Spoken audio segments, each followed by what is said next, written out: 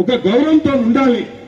ఇవాళ నివాస ప్రాంతాలకు దూరంగా ఉంటూ అడవులలో చెట్లకు పశువులకు మూగజీవాలకు బలైతా ఉన్న సందర్భంలో కూడా ఇవాళ మానవత్వం మరమనిపించిపోయిందని చెప్పి ఇవాళ ప్రత్యేక తండాలు కూడా ఇవాళ తండాలు బాగుపడాలంటే వారి గౌరవం ఉండాలని చెప్పి ఆ రోజు ఎస్టీలకు అసైన్మెంట్ భూములు, భూదాన్ భూములు, సీలింగ్ భూములు కూడా ఇచ్చి వాళ్ళ గౌరవంగా బతకడానికి కాంగ్రెస్ పార్టీ అప్పటి నుంచి ఇప్పటి వరకు కూడా వారి మేలు కోరుకున్న పార్టీ ఏదైనా ఉందంటే కాంగ్రెస్ పార్టీ.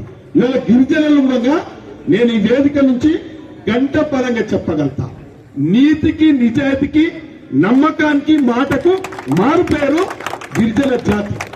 ఇవాళ అన్ని జాతులలో అన్ని కులాల కంటే ఇవాళ కొద్దిగా కొంతమంది ఉండొచ్చు, ఆధిపత్యం నడవకపోతే ఓ తీరు, ఆధిపత్యం నడిస్తే ఓ తీరు ఇలా కొంతమంది దగ్గర ఉండొచ్చు. కానీ నీతికి నిజాయితీకి నమ్మకాన్ని ఎక్కడైనా చెప్తా.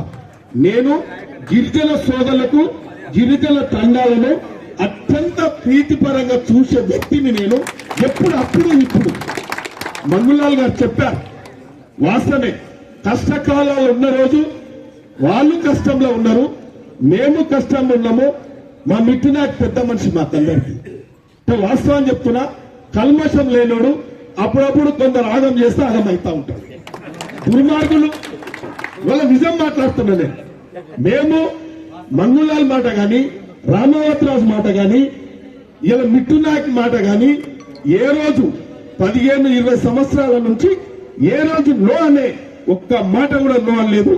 ఉద్యమానికి సహకరించడం, వాళ్ళ ఎదుగుదలకు సహకరించడం, ప్రభుత్వాల మీద పోరాటం చేస్తుంటే కూడా వారికి అండగా ఉన్నాం. మీ అందరు చూసారు. ఇలా 10 సంవత్సరాలు కొందరు ఇష్టానుసారంగా ఇలా నన్ను బోలో శంకర్ అంటాడు ప్రతాపన్న. నేను బోలో శంకర్ కాదు, ఆయన కరుణామయుడు, అందరినీ కరించేవాడు. ఆ రోజు అవకాశం ఉంది. యాదవ్ ఒక్క మాట చెప్తే, విశ్వమన్న బాబర్ ఒక్క మాట చెప్తే, అన్న గిరిజనులకు మనం వేదిక తయారు చేయాలి. వాళ్లకు ఎంత కాస్ట్లీ అయినా కొందరు వ్యతిరేకించారు.